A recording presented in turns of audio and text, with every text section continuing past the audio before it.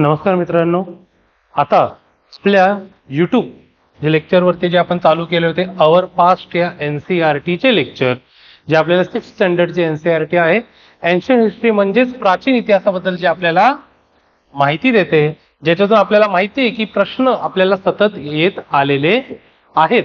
Okay, त्या lecture series मधला आज आपण तिसरा लेक्चर सुरुवात करत आहोत. पहिल्या लेक्चर मध्ये आपण काय पाहिलेलं की chapter number 1, chapter number 2, chapter number 3 तिन्ही चॅप्टर्सला आपण पहिल्याच लेक्चर मध्ये कव्हर केलं होतं, ज्याच्यामध्ये साधारणपणे ना आपले जे म्हणू शकतो अश्मयुगातली जी माणसं होती, त्यांचे जे काही कल्चर होते, त्यांनी हळूहळू ना हत्यारं कशी तयार केली दगडांची, हळूहळू पुढे जाऊन त्यांनी ना शेती कसं विकसित केली, कोणकोणत्या प्रदेशामध्ये कोणकोणत्या प्रकारची शेतीची पिकं घेतली जात होती, त्या वेळेला तर सगळं आपण यांना काय केलं होतं पहिल्या लेक्चर मध्ये chapter number 1, chapter number 2, chapter number 3 तिन्ही चॅप्टर्सला आपण एकत्रितरित्या कव्हर केलं होतं. सेकंड लेक्चर सिरीज जे आपण बघितले, लेक्चर सिरीज मधला जो सेकंड लेक्चर आपण जो घेतला होता तो हडप्पा काळाच्या बद्दल होता. हडप्पा काळामधल्या ज्या सर्व गोष्टी होत्या की हडप्पा काळामध्ये शहरांचा विकास कसा होत गेला, व्यापाराची एक थोडीशी सुरुवात होती ती कशी झाली, आणि खास करून शेवटचं जर घटना पाहायला गेली की हडप्पा कालीन संस्कृतीचा अंत नेमका का झाला, कसा झाला, ते आपण यांना काय केलं होतं दुसऱ्या लेक्चर मध्ये पाहिलेलं होतं. आता आपण आलो आपल्या तिसऱ्या लेक्चर मध्ये, ज्याच्यामध्ये अवर पास्ट NCERT मधला चॅप्टर नंबर 5 आपण बघत आहोत, जे रिलेटेड आहे बुक्स आणि बरियल्सच्या रिलेटेड, म्हणजे ग्रंथ आणि ज्या दफनाच्या पद्धती आहेत ते आपल्याला कशा प्रकारे माहिती देणार आहेत, आपल्या इतिहासाबद्दल आपल्याला कसा इतिहास उलगडून सांगणार आहे. आपण आज त्यांच्याबद्दल माहिती घेणार आहोत की ग्रंथांमधून कसा इतिहास कळेल, दफन पद्धतीच्या ज्या काही गोष्टी होत्या, खास करून साऊथ इंडियामध्ये, डेक्कन मध्ये, काही काश्मीरच्या ठिकाणी अशा ज्या दफन पद्धती होत्या ज्याच्यामुळे आपल्याला काही इतिहास कळालेला आहे का, तर त्यावरही आपण आज फोकस करणार आहोत. स्टार्ट करूया चॅप्टर नंबर 5 ला, अवर पास्ट NCERT. आणि हा सर्वांना उपक्रम माहीतच आहे. हा उपक्रम आहे आपला कशाच्या संदर्भात, NCERT आपल्याला पूर्णपणे मराठी लेक्चर देण्याचा इथे आपण काय केलेला आहे, प्रयत्न केलेला आहे. NCERT तुम्हाला माहिती आहे हिंदीत अवेलेबल आहे, इंग्लिश मध्ये अवेलेबल आहे, पण मराठीतून पूर्णपणे अवेलेबल करण्याच्या दृष्टिकोनातून हे सर्व आपण सुरू केलेलं आहे. त्यातला हा तिसरं लेक्चर आज आपण सुरू करतोय. स्टार्ट करूया ऑब्विसली क्राईम ग्रंथापासून, एक महत्वाच्या ग्रंथापासून. ते आहेत आपले वेद. 4 वेद जे आपण ऑब्विसली कन्सिडर करतो, ऋग्वेद, सामवेद, यजुर्वेद, अथर्ववेद. याच्या आतमध्येच उपवेद आहेत, उपनिषद आहेत, यांच्यामध्ये अजून इतर घटक सुद्धा येतात. ओके, त्याच्यामध्ये आपण पर्टिक्युलरली आजच्या लेक्चरमध्ये ऋग्वेदावरती जास्त फोकस करणार आहोत की नेमकं ऋग्वेदामधून आपल्याला कशा कशा प्रकारची माहिती भेटत गेली आहे, ज्याच्यामुळे ना जो ग्रंथांचा आपला जो सुरुवात आहे त्याच्यामध्ये आपण याच ग्रंथावरती आज आपण मॅक्झिमम फोकस करणार आहोत. काय बघा, आजपासून जवळपास 3500 वर्षापूर्वी, म्हणजे फार वर्षापूर्वी आपण म्हणूया, हजारो स्त्रोत असणारे ऋग्वेद हा ग्रंथ लिहिला गेला. ओके, स्त्रोतला इंग्लिशमध्ये हायन्स म्हणतात, आपण त्याला अजून एक शब्द वापरतो स्त्रोतांना, सुक्त. ओके, श्रुती, सुक्त, श्लोक, स्तोत्र असं जे आहे ते जवळपास आपले हजारो स्तोत्र असणारे हा ऋग्वेद 3500 वर्षापूर्वी लिहिला होता.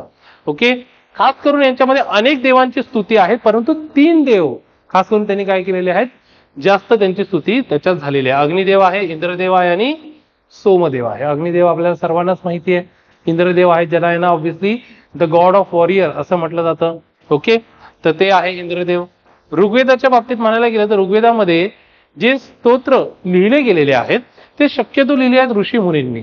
कोणी लिहिलेले आहेत, ऋषी मुनींनी रचलेले आहेत. आणि ते कोणत्या भाषेत रचलेत असं पकडलं तर ती भाषेचं नाव आहे वैदिक संस्कृत. आता तुम्ही म्हणू तर नुसतं संस्कृतला मार्क का नाही केलं, त्या वैदिक संस्कृत असं का मार्क केलं, तर आज आपण जे संस्कृत शिकले, समजा तुम्ही शाळेमध्ये संस्कृत शिकला असाल, कदाचित 11वी 12वी मध्ये संस्कृत घेतला असेल तुम्ही, तर हे संस्कृत तुम्ही जे शालेय जीवनामध्ये तुम्ही जे शिकलेले आहात ते संस्कृत आणि हे वैदिक संस्कृत फार वेगळं आहे. हे वैदिक संस्कृत वेगळं आणि आपण जे संस्कृत शिकतो नॉर्मली कशामध्ये, शालेय संस्कृत जे शिकतो ते थोडंसं वेगळं राहतंय. शालेय Sanskrit is quite different than obviously the वैदिक संस्कृत. हे कायमचं लक्षात ठेवा. याच्यामध्ये ऑब्व्हियसली जसं आहे ना, आपण म्हणू शकतो वेगवेगळे थोडेसे व्याकरणाचे नियम लागतात, काही इतर गोष्टी त्याच्यामध्ये ऍडिशन्स होतात, म्हणून ते वैदिक संस्कृत आहे. ते कशा प्रकारे दिसतं ते इथे आपल्याला दिसू शकतं. ओके. ऋग्वेदामध्ये जर बघायला गेलं तर संभाषणाचाही समावेश होता. म्हणजे भाई मी आणि तू आम्ही काय करू, एकमेकांमध्ये संभाषण करूया, एकमेकांमध्ये संवाद करूया, एकमेकांमध्ये डायलॉग करूया. हे डायलॉग पण आपल्याला त्याच्यामध्ये दिसतात की भाई एक कोणीतरी माणूस असणार, बी एक नावाचा माणूस असणार, एक बी आणि एक ए नावाचा माणूस असणार. बरं, एकमेकांमध्ये संभाषण करा आणि त्या संभाषणाचा उल्लेख सुद्धा आपल्याला ऋग्वेदामध्ये मिळतो. खास एक फेमस संवाद असा म्हटला जातो की जे विश्वामित्र ऋषी आहेत त्यांनी बियास 1 आणि सतलज 2, ओके, या 2 नदींसोबत त्यांनी संवाद साधला होता. त्यांनी सांगितलं होतं की भाई आम्ही इथं फिरायला चाललोय, माझे मित्र आहेत, माझे काही गायक मित्र आहेत, मी चाललोय फिरायला, आमचा येणार रथ आहे. ओके. भाई बियास आणि सतलज तुम्ही या नद्या आहात, तुम्ही आहे ना देवाने पाठवलेल्या नद्या आहेत, देवाने दिलेल्या मार्गावरनं तुम्ही काय करत आहात, मार्ग म्हणजे पुढे पुढे जात आहात. तर आमची एक फक्त विनंती आहे तुम्हाला की तुम्ही फक्त थोडंसं कमी वाहा, तुम्ही एवढ्या जोरात वाहू नका की आमचे रथ वाहून जातील, तुम्ही एवढ्या जोरात वाहू नका की तुमच्या पाण्यामध्ये आमचे रथ वाहून जातील, थोडासा स्पीड कमी करा, थोडासा ओघ कमी करा. असं ते संभाषण विश्वामित्रांनी बियास आणि सतलज सोबत केलेलं होतं आणि त्याचा उल्लेख सुद्धा ऋग्वेदामध्ये आपल्याला दिसतो. ऑब्व्हियसली एक काव्यात्मक, एक थोडंसं अलंकारात्मक असा उल्लेख होता. ओके. आपल्याला माहिती आहे मराठी व्याकरणामध्ये आपले वेगवेगळे अलंकार येतात. ओके. त्या अलंकारामध्ये जसं चेतन गुणोक्ती नावाचा जो अलंकार आहे त्याच्याशी हा संबंध पाडतोय. जेव्हा तुम्ही मराठी व्याकरण पाहाल तेव्हा तुम्हाला त्याची डिटेलिंग तिथे कळून येईल. ओके. आता ऋग्वेदामध्ये जे आपल्याला कळालेलं आहे की भाई 3500 वर्षापूर्वी केलेलं आहे, हजारो स्तोत्र त्याच्यामध्ये आहेत. 3 देवांची स्तुती आपल्याला खास करून देते, अग्निदेव, इंद्रदेव आणि सोमदेव. ओके. स्तोत्र जे आहेत शक्यतो ऋषी मुनींनी रचलेले आहेत. जनरली मेल पर्सन जे आहेत, पुरुष व्यक्ती, त्यांनी हे स्तोत्र रचलेले असतात. परंतु लक्षात घ्या काही काही जे स्त्रोत आहेत ते महिलांनी सुद्धा रचलेले आहेत. हे बऱ्याच जणांचं चुकू शकतं. कधी आलं चुकून माकून युपीएससी मध्ये किंवा एमपीएससी मध्ये सुद्धा की ना कोणतंही स्तोत्र महिलांनी रचलेलं नाहीये. असं म्हटलं तर आपण विचार करून ठीक आहे, कदाचित नसावं, एकही महिलांनी रचलेलं नसावं, पण ते वाक्य खोटं ठरेल. काही काही ऋग्वेदामधले जे स्तोत्र आहेत ते महिलांनी सुद्धा रचलेले आहेत. ओके. वुमन्सने सुद्धा ते काय केलेले आहेत, पूर्णपणे तिथे कंपोज केलेले आहे. ते आपल्याला माहित असणं गरजेचं आहे. हा फॅक्ट इथे लिहिला गेला नाहीये, परंतु लक्षात घ्या लेक्चरच्या दरम्यान मी तुम्हाला सांगत आहे, त्यामुळे ना लेक्चर एकदमच म्हणजे बोलतात ना 10 सेकंद 20 सेकंद असं तुम्ही फास्ट फॉरवर्ड करत असाल तर ठीक आहे. 2 मिनिटं पुढे, 10 मिनिटं पुढे, 5 मिनिटं पुढे असं करत असाल, असे काही महत्वाचे फॅक्ट तुमच्याकडे राहून जातील, लक्षात घ्या. ओके. तर हे बघा काय ऋग्वेद जे आहे ते ऋषीमुनींनी रचलेले आहेत, शक्यतो पुरुष मंडळी आहेत, परंतु महिलांनी सुद्धा त्याच्यामध्ये स्वतःचं एक आपण काय म्हणू शकतो, काही काही स्तोत्र त्याच्यामध्ये स्वतःहून ऍड केलेले आहेत. ओके. आता ही जी संस्कृत भाषा आहे त्याच्यामध्ये वैदिक संस्कृत पण मी मेन्शन केली होती, तर इंडो युरोपियन भाषांच्या समूहामध्ये येतात. इंडो युरोपियन भाषांमध्ये 2 खास करून अंग येतात, एक येतं इंडियन आणि एक दुसरं येतं युरोपियन. त्याचे वेगवेगळे ऑब्व्हियसली क्लासिफिकेशन आपल्याला दिसतं. ओके. त्याच्यामध्ये आपण पाहू शकतो की जी इंग्लिश भाषा आहे, जर्मन भाषा आहे, इटालियन भाषा आहे, स्पॅनिश भाषा आहे आणि त्यासोबत आपल्या इकडचे आपण म्हणू शकतो की आपल्या इकडे मराठी आहे, गुजराती आहे, संस्कृत आहे. या सर्व भाषा ज्या आहेत त्या सर्व भाषा एकाच भाषेच्या फॅमिलीमधून, एकाच भाषेच्या समूहातून तयार झालेले आहेत. That is Indo European languages. त्याच्यामधला एक गट पकडूया आपण इंडो इराणियन, त्यातला अजून एक गट पकडूया इंडो आर्यन. या इंडो आर्यन मध्ये काही काही जुन्या भाषा होत्या, जसं बघा इथे मेन्शन केलंय वैदिक संस्कृत, जे आपण इथेही मेन्शन केलं होतं. जुन्या भाषामध्ये कोणते, वैदिक संस्कृत. थोड्याशा मधल्या काळातल्या ज्या भाषा आहेत त्यात कोणत्या आहेत, प्राकृत, पाली, अर्धमागधी आणि अपभ्रंश. ओके. काय दिलं बघा, प्राकृत, पाली, अर्धमागधी आणि अपभ्रंश. आणि काही मॉडर्न अशा सुद्धा भाषा आहेत जे आत्ताच्या सगळ्या आहेत. बघा कोणकोणती नावं आपण लिहिले, मी वाचून सुद्धा दाखवतो. बघा हिंदी, मराठी, बेंगॉली, गुजराती, पंजाबी, ओडिया, सिंधी, मैथिली, भोजपुरी आणि इतर सर्व काही. तर हे आत्ताच्या मॉडर्न आधुनिक भाषा आहेत. मिडल मध्ये पकडलं तर परत एकदा सांगतो, मिडल वाली भाषा प्राकृत, पाली, अर्धमागधी आणि अपभ्रंश. आणि जुन्या भाषामध्ये एकच आहे वैदिक संस्कृत, ज्याचाच उल्लेख आपल्याला, त्याच भाषेचा संबंध आपला ऋग्वेदाशी सुद्धा येत आहे. तर वैदिक संस्कृत कुठे भेटेल आपल्याला, ऋग्वेदामध्ये भेटून जाईल. तर आपल्याला सगळी माहिती भेटून जाईल ऋग्वेदाबद्दल. अजून ऋग्वेद काय संपलेला नाहीये. पुढच्या स्लाइडमध्ये पण ऋग्वेदाबद्दल थोडीफार माहिती आपल्याला घ्यायची आहे. ओके, तर बघा याच ऋग्वेदामध्ये इतर काही उलगडणारी माहिती आहे, ती कशी आहे काय आहे ते पण आपण पाहूया. कोणकोणत्या माहितीचा आपल्याला अजून जास्त इथे अंदाजा भेटून जातो, काय काय त्याच्यात माहिती भेटतो. जमीन, पाणी, तसेच माणसांना बंदी बनवण्यासाठी लढाई होत होत्या. काय काय लढाई कशा सुरू होतात? जमीन मिळवण्यासाठी लढाई, पाणी चे स्त्रोत मिळवण्यासाठी केल्या गेलेल्या लढाया, आणि ना माणसांना बंदी करण्याच्या दृष्टिकोनातूनही काही काही लढाया होत होत्या. ओके, तर या लढायांचा उल्लेख आपल्याला कशात भेटेल? याच लढायांचा उल्लेख आपल्याला ऋग्वेदामध्ये भेटून जाईल. ओके, खास करून घोडे आणि रथ ह्या दोन गोष्टींचा उल्लेख तर ऋग्वेदामध्ये अनेक वेळेला झालेला आहे. ओके, घोड्यांचा आणि रथांचा उल्लेख आपल्या ऋग्वेदामध्ये अनेक वेळेला झालेला दिसतो.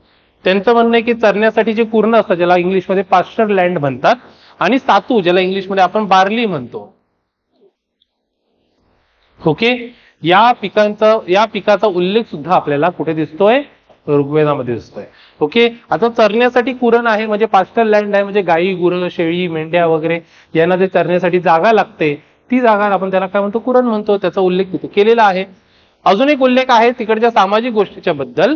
पंडित जो वर्ग आहे, ज्याला आज आपण ब्राह्मण या नावाने सुद्धा ओळखतो, या पंडित वर्गाला दान केलं, या गोष्टीचाही उल्लेख तिथे आपल्याला दिसतो. हे पंडित लोकांनी हळूहळू काय केलं? पुढे जाऊन एक नवीन नवीन गोष्टी सुरू केल्या. ते आहे यज्ञ आणि बळी. ओके, यज्ञ तर आपल्या सर्वांना माहिती आहे. यज्ञ असणं, यज्ञ कुंड असतं, त्यामध्ये यज्ञ कुंडामध्ये कधी कधी बळी देण्याची प्रथा सुद्धा होती. ओके, देवी देवता खुश राहण्यासाठी हे केलं जायचं. त्याच्यामध्ये आपण तूप, धान्य हे शक्यतो यज्ञामध्ये यूज करायचो, आणि काही काही वेळेला आपण जनावरांना सुद्धा बळी केलेलं आहे. ओके, आणि हे आपल्याला कुठे लिहिलेलं दिसतंय? हे आपल्याला ऋग्वेदामध्ये लिहिलंय. लक्षात घ्या, हे ऋग्वेदामध्ये जेव्हा आपल्या भारतामध्ये ऋग्वेद लिहिणारे जे काही लोक होती, त्यांनी आजूबाजूचा जो काही दृष्टिकोन पाहिला, आजूबाजूच्या लोकांचे जे राहणीमान पाहिलं, आजूबाजूच्या लोकांचे विचार पाहिले, सर्व आपण म्हणू दैनंदिन गोष्टी पाहिल्या, त्या दैनंदिन गोष्टींचा उल्लेखच या ऋग्वेदामध्ये आहे. मग ऋग्वेद काय आहे? आज आपण तुम्ही बघा युट्यूबवरती, आता हे तुम्ही युट्यूबवरती व्हिडिओ बघतच आहात.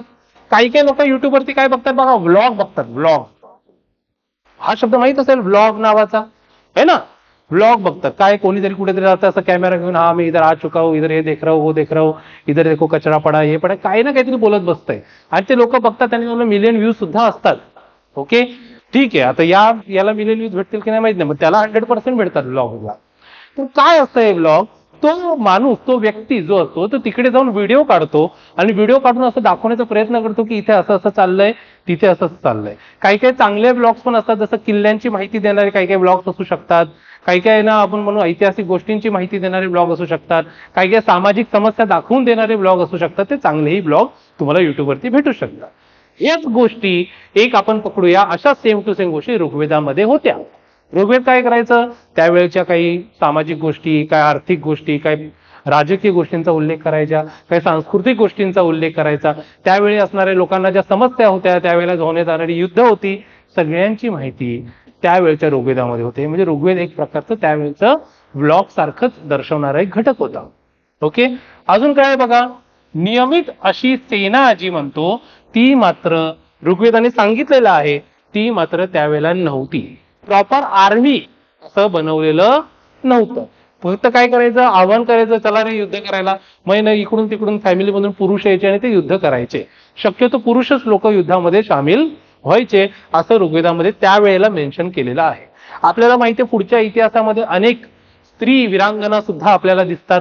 ते पुढच्या इतिहासामध्ये आपल्याला दिसणार आहे. जसं रजिया सुलताना असतील, अहिल्याबाई होळकर असतील, आपल्या जिजामाता असतील, हे आपल्या प्रॉपर वीरांगना आपण म्हणू शकतो. ऑब्व्हियसली राणी लक्ष्मीबाई असतील, सगळ्यांची नाव आपण घेऊ शकतो, रुद्रमा देवी वगैरे सर्वांची.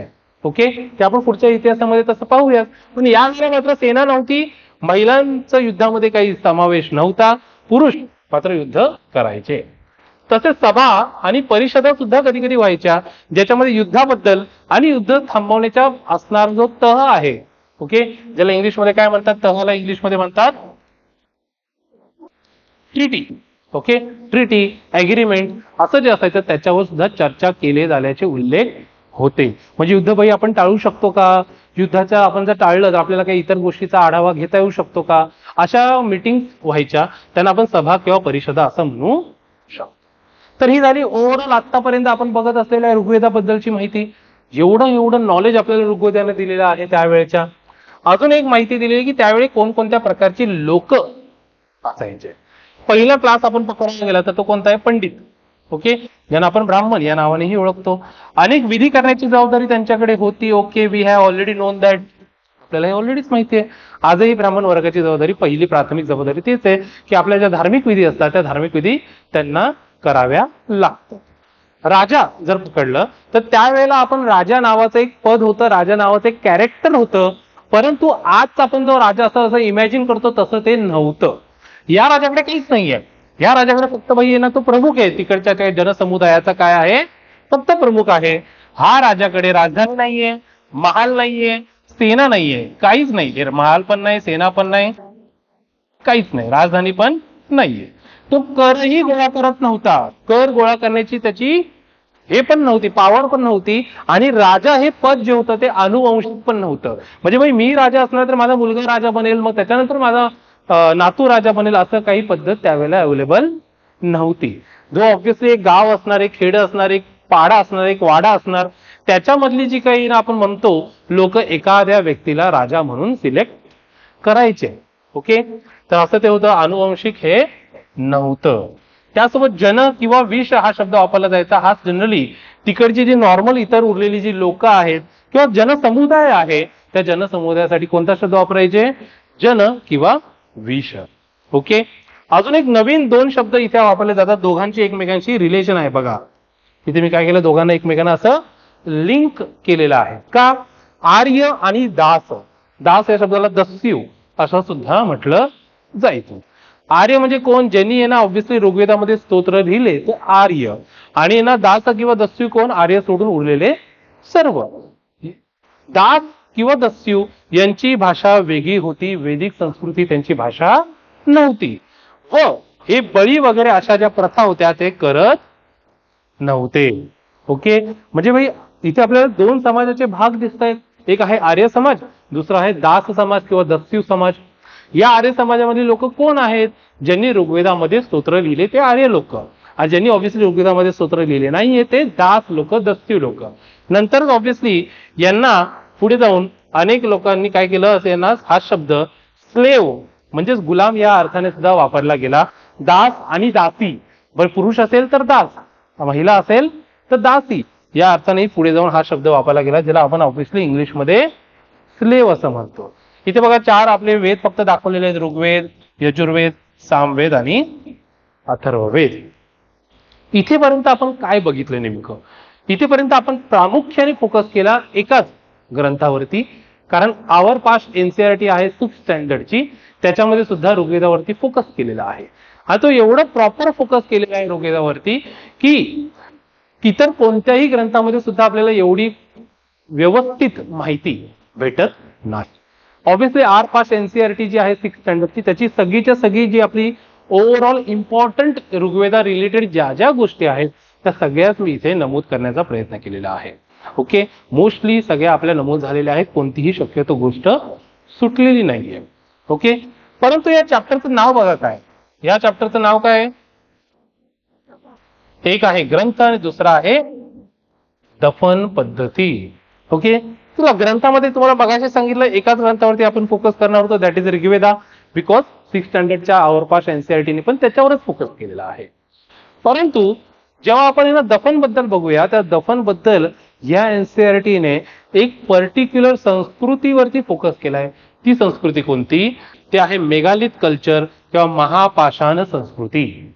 ओके, ही जी महापाषाण संस्कृती होती कुठे होती, कधी होती, काय होती, ते आपण सगळं इथे पाहणार आहोत. कुठे होती, कधी होती, काय होती, सगळंच.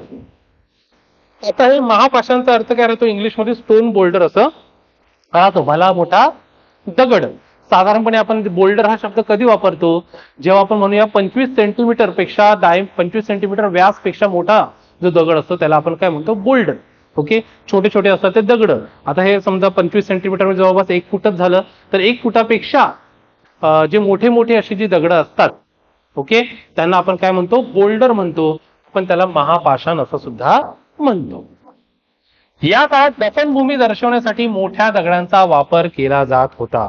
इथे खाली बघा, आता बघा ही दफनभूमी आहे बरोबर, त्याचं चौकोन जे केलेलं आहे ते काय, दफनभूमी आहे. आणि बाजूबाजूने काय केलेलं आहे, दगडांची एक प्रॉपर रचना केलेली आहे. कधी ती वर्तुळाकार असते, कधी ती ओव्हल शेप मध्ये असते, अंडाकृती असते, कधी ती इतर शेप मध्ये सुद्धा असू शकते. ओके, वेगवेगळ्या शेप मध्ये आपण म्हणू शकतो ते गोष्टी असू शकतात. आता हा जो एक कार्टून सारखं म्हणू शकतो की डायग्राम स्वरूप जे बनवलेलं आहे ते ब्रह्मगिरी नावाचं एक स्थान आहे आपल्या साऊथ इंडियामध्ये. तिकडचं जे आपल्याला आपण म्हणू शकतो तिकडची एक दफन क्षेत्र आहे जे महापाषाण कल्चरमध्ये येतं, महापाषाण संस्कृतीमध्ये येतं, ते दाखवण्याचा प्रयत्न केला. असा वरून तो असा फोटो काढलेला आहे. ओके, वरून फोटो काढलेला, इथे आपल्याला काही हाडं बिडं दिसतात, इथे आपल्याला काही भांडे दिसत आहेत बघा, आणि आपल्याला सोबत काय दिसतात, काही काही दागिने सुद्धा दिसतात. तुम्हाला दिसत नसेल टेन्शन नाही, मी लिहून पण देत आहे. भांडे दिसत आहेत आणि दागिने सुद्धा दिसत आहेत. ओके, याला जर असं वरतून पाहिलं तर वरतून बघा असा एक दगड झालेला आहे आणि त्याला असं गॅप आहेत खाली. ओके, ज्याच्या आतमध्ये आपल्याला माणूस म्हणजे व्यक्ती असेल तो ठेवलेला असणार. ओके, जो व्यक्ती असेल तो ठेवलेला असणार, ऑब्व्हियसली शव ठेवलेला असणार, डेड बॉडी आपण म्हणूया ती ठेवलेली असणार. ती तिथे आपल्याला त्याच्यासोबत इतर काही गोष्टी पण ठेवलेल्या असतात. हे ते कल्चरचं एक प्रामुख्याने आपण वैशिष्ट्य आहे असं म्हणू शकतो, जे आपण थोड्या वेळात डिटेलमध्ये पाहणारच आहोत. ओके, बघूया आता नेमकं आपल्याला पहिली गोष्ट कळली की त्याला महापाषाण का म्हणतात, कारण दगडांचा वापर इथे केलेला आपल्यास दिसत आहे. कुठे होतं हे, तर दख्खन एरिया, दक्षिण भारत, ईशान्य भारत आणि काश्मीर या प्रदेशांमध्ये अशा प्रकारचं मेगालिथिक कल्चर, महापाषाण संस्कृती आपल्याला दिसत आहे. कधी होती साधारणपणे, तर आजपासून साधारणतः 3000 वर्षापूर्वी या कल्चरची डेव्हलपमेंट झाली होती. आपण जर इंग्लिशमध्ये आपल्याला म्हणायला गेलं तर 1000 BCE. ओके, म्हणजेच आपण म्हणूया इसवी सन पूर्व 1000च्या काळात साधारणपणे ही संस्कृती तयार झाली होती. ओके, तेव्हापासून ऑब्व्हियसली पुढे जाऊन ही संस्कृती बऱ्याच वर्ष टिकली होती. काही काही वैशिष्ट्य आहेत जेच आपल्याला प्रामुख्याने पाहिजे, ज्याच्यावरच आपल्याला UPSC किंवा MPSC प्रश्न विचारू शकतं. सॉरी, तुझं पहिलं वैशिष्ट्य काय, कधी कधी काळ्या व लाल रंगाचे मडके किंवा भांडे आपल्याला तिथे दिसायचे. ओके, इथे बघा असं लाल लाल लाल कलरचे भांडे दर्शवण्याचा प्रयत्न केलेला आहे. ओके, ते दिसायचे. कधी कधी लोखंडाची अवजारं, हत्यारं सुद्धा त्याच्या सोबत असायचे. त्याला पाहिजे असेल तर तो वॉरियर क्लासचा असेल तर तो तिथे काय करणार, घेऊन जाणार. कधी कधी घोड्याचा सांगाडा सोबत होता, म्हणजे त्याचा भाई आवडता कोणता घोडा वगैरे काय असेल तर त्यालाही तिथेच दफन केलं जायचं त्या व्यक्तीसोबत. ओके, किंवा काही घोड्याचे साहित्य असतात, जसं खोगीर असणार, इतर काही गोष्टी असणार, काही काही गोष्टी असतील त्याही तिथे दफन केल्या जायच्या त्याच्या सोबत. कधी कधी मौल्यवान खडे, सोन्याचे दागिने या गोष्टी सुद्धाही, मौल्यवान खडे किंवा सोन्याचे दागिने या गोष्टी सुद्धा तिथे आपल्याला भेटलेल्या आहेत. ओके, आणि कधी कधी एकाच ठिकाणी एक पेक्षा जास्त मानवी सांगाडे मिळालेत. मग याचा अर्थ काय नेमकं, ती जी आहे ना ऑब्व्हियसली दफनभूमी असणार, ती असणार एका कुटुंबाची दफनभूमी. कोणाची असणार, एक पर्टिक्युलर कुटुंब असणार, त्या कुटुंबाची ती दफनभूमी असणार. आणि त्या दफनभूमीमध्ये ऑब्व्हियसली एकाच वेळेला सगळ्या लोकांनी दफन केलं असणार का, नाही. आज संपवली साध्या कुटुंबातले सपोजले आजोबा आजी वारलेले आहेत तर त्यांना दफन केलंय. पुढे जाऊन त्यांचे जे आई वडील होते ते वारले, त्यांना दफन केलंय. नंतर जाऊन ते स्वतः वारले तर त्यांनाही तिथेच दफन केलेलं आहे. मग काय झालं, एक कुटुंबाची एक पर्टिक्युलर दफनभूमी झाली जिथे आपल्याला एकाच याच्यामध्ये आपल्याला अनेक अनेक अनेक सांगाडे भेटलेले आहेत. एक नव्हे, दोन नव्हे, दोनापेक्षाही जास्त असे सांगाडे जिथे मिळालेले आहेत. मग ते आपण म्हणू शकतो एक पर्टिक्युलर कुटुंबासाठी ती एक दफनभूमी काय केली गेली होती, ते एक पर्टिक्युलर महापाषाण संस्कृती दफनभूमी तिथे त्यांना दिली गेलेली होती. ओके, अजून एक महत्वाची गोष्ट आहे, 5व्या नंबरचा पॉईंट, याला स्टारच मार्क करा आणि व्यवस्थित समजून घ्या. ओके, काही याच्यामधले डाऊट्स असेल आपल्याला माहित आहे, कमेंट सेक्शन मध्ये तुम्ही ते डाऊट्स मेन्शन करू शकतात. ते नंतर आपण काय करू शकतो, त्याच्यावरती आपण प्रश्न वगैरे डिस्कशन सुद्धा करू शकतो. ओके, काय झालं होतं, सामाजिक दरी म्हणजे नेमकं काय. आता जसं मी मगाशी म्हटलं होतं की ही ब्रह्मगिरी नावाची जी काही प्रदेश आहे त्या ब्रह्मगिरी प्रदेशामध्ये हे आपल्याला जो दफन केलेलं क्षेत्र जिथे भांडे भेटले, दागिने भेटले, दागिने भेटले म्हणजे दागिना नाही, दागिने, अनेक दागिने भेटले. किती बघूया आपण. बघा ब्रह्मगिरी येथे दफन केल्या ठिकाणी 33 सोन्याचे दागिने. या ऑब्विसली 33 आकडा काही पाठ करायची गरज नाही, फक्त मी सांगण्यासाठी सांगतोय. 33 सोन्याचे दागिने, 4 तांब्याच्या बांगड्या व इतर अनेक वस्तू होत्या. ओके, मौल्यवान खड्यांच्या वस्तू असतील, समजा सोन्या चांदीच्या वस्तू असतील, सर्व गोष्टी त्याच्याकडे तिथे दफन केल्या गेल्या होत्या. तर काय होतं, ब्रह्मगिरीमध्ये आपल्याला भेटलं भाई एवढं मस्त मस्त मस्त, पण काही काही ठिकाणी, बऱ्याच ठिकाणी फक्त एकच भांड असतं. म्हणजे दफन बघा, ब्रह्मगिरीमध्ये दफन केलं, त्याच्याकडे सोन्याचे मस्तपैकी दागिने बिगिने भेटलेत, तर दुसऱ्या एखाद्या व्यक्तीला कुठेतरी दफन केलेले, त्याच्याकडे काय भेटले, फक्त एकच मातीचं भांड. म्हणजे तो काय असणार, तो गरीब असणार. हा काय असणार, हा श्रीमंत असणार. म्हणजे हे दाखवतं एक सामाजिक दरी, एक सोशल डिफरन्स त्यावेळेचा आपल्याला तिथे दिसतोय. विचार करा, तुम्हाला वाटलं होतं का दफनभूमीच्या अनुषंगाने आपण इतिहासाचा असा प्रकारे एक सामाजिक, राजकीय, सांस्कृतिक असा एक अभ्यास करू शकतो? तर ऑब्व्हियसली तोच प्रयत्न आवर पास एनसीईआरटी दाखवण्याचा तुम्हाला प्रयत्न करते. आपल्याला ते समजून गेलं पाहिजे की सामाजिक दरी आपल्याला कशातून कळाली, या महापाषाण संस्कृतीमधले जे दफन करणं, जे पुरण्याची जी पुरतो आपण माणसांना, त्यांचं ऑब्व्हियसली डेड बॉडी वगैरे शव त्यांना आपण पुरतो, त्या वेळेच्या गोष्टीने आपल्याला कळून चुकलंय की भाई सामाजिक दरी तिथे त्यावेळेला होती. सामाजिक दरी आपल्याला तिथे समजली गेलेली आहे. परत एकदा वाक्य हे मुद्दामून वाचूया आपण. बघा, ब्रह्मगिरी येथे दफन केल्या ठिकाणी 33 सोन्याच्या दागिने, 4 तांब्याच्या बांगड्या भेटल्या व इतर अनेक वस्तूही होत्या. तर इतर बऱ्याच ठिकाणी जर आपण पाहायला गेलं तर फक्त एकच भांड भेटतं, कधी कधी एकच भांड.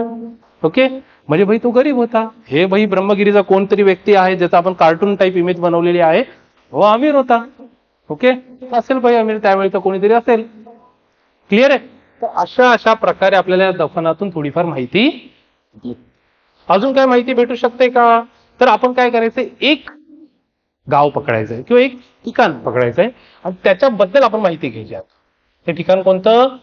इनाम गाव. कुठे आहे ठिकाण? तर बघा, हे ठिकाण पहिली गोष्ट दख्खन ताम्रपाषाण युगामधलं होतं, ज्यांना अर्ली विलेजेस असं म्हटलं जायचं. बघा, ही जी आहे ना, आपण हे बघितलंय ना, ही जी इमेज आहे ती आपल्याला फर्स्ट लेक्चर जो आपला झाला होता, फर्स्ट लेक्चर सिरीज झाला होता, त्यातही हे होतं, ज्याच्यामध्ये आपण ना कोणकोणती माहिती बघितलेली. बघा, मेहरगडची माहिती बघितलेली, बुरजाहोमची बघितलेली, दावजुली हडिंगची बघितलेली, त्याच्यानंतर इथे आपण कुर्नूल केव्हची बघितलेली, त्यानंतर आपण बघितलेली हुंगसीची बघितलेली, त्यानंतर आपण बघितलेली आय थिंक सो भीमबेटकाची बघितलेली. अशा यांची माहिती ऑलरेडी आपल्या फर्स्ट जो लेक्चर होता त्याच्यामध्ये कव्हर झालेली होती.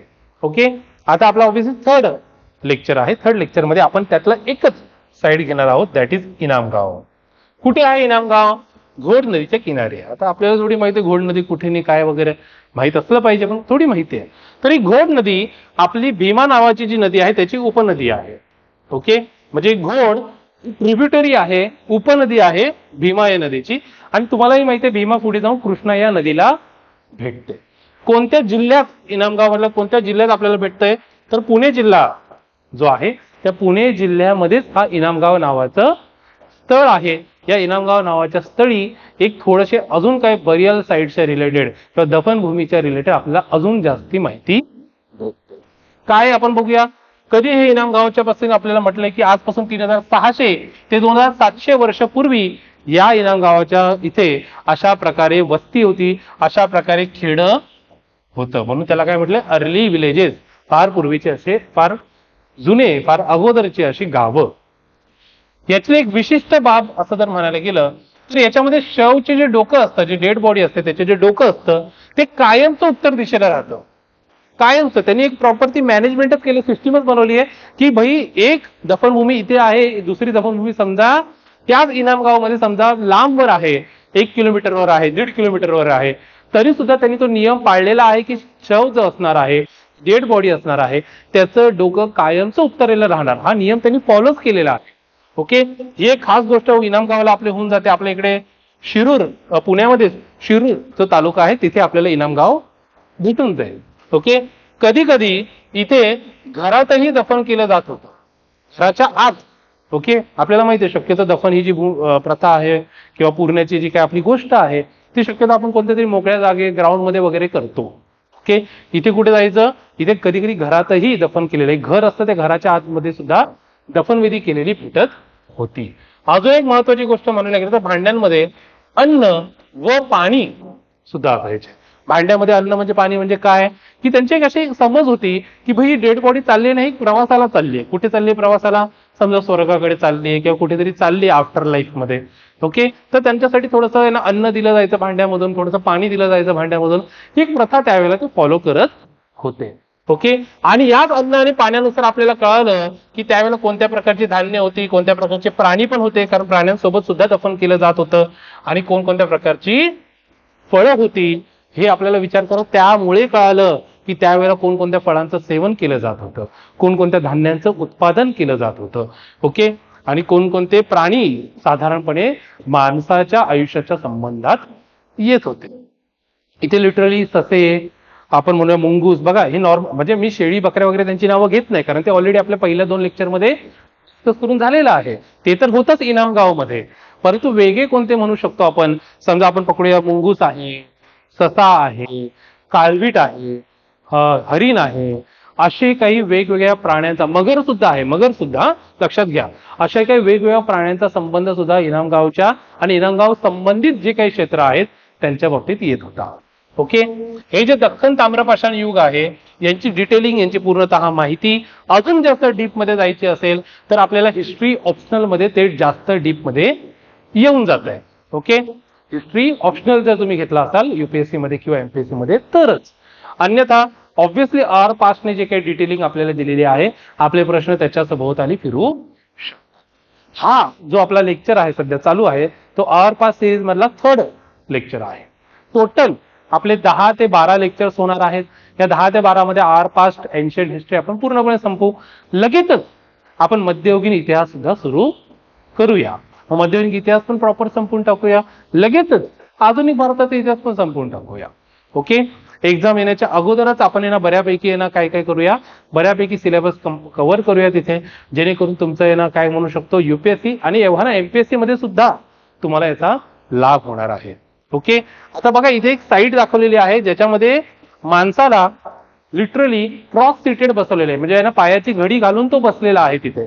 ओके, बसलेला म्हणजे तशा प्रकारे त्याला पुरलेला आहे. ओके, तर तशा प्रकारे पुरलेला आहे. ही साईट आपण कुठे बघू शकतो, ऑब्व्हियसली कुठे, इनामगाव मध्ये.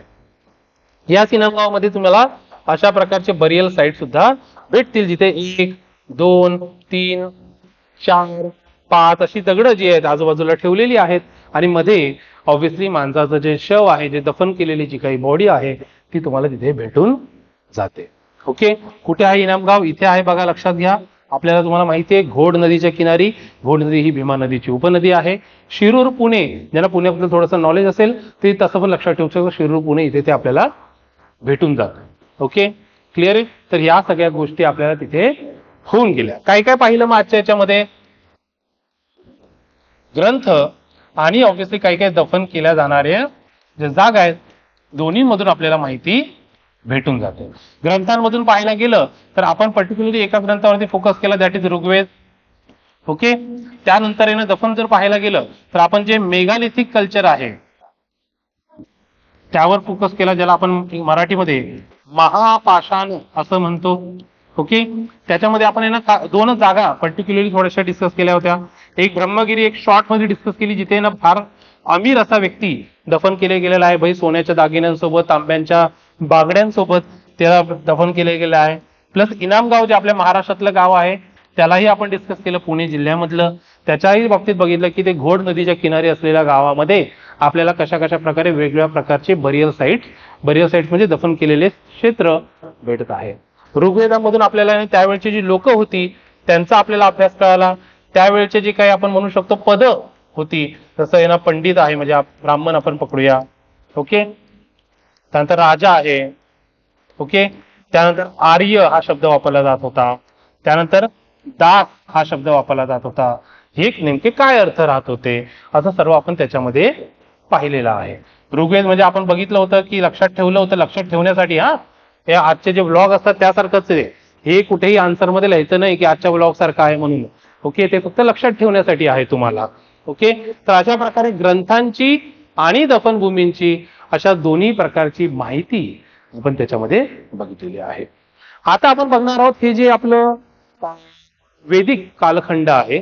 वैदिक कालखंडातून विकसित होत होत होत अनेक जमाती तयार झाल्या, अनेक जन तयार झाले. जन म्हणजे काय की भाई आज आम्ही ना एक कॉमन थिंकिंगचे, एक समान विचारसरणीचे लोक एकत्र येतोय, तर आमचे विचार एकत्र येऊन आम्ही काय बनवणार, एक जनपद बनवणार. काय बनवणार, जनपद. आणि हे जर मोठं झालं, वाढलं साईजने, तर त्याला म्हणणार महाजनपद.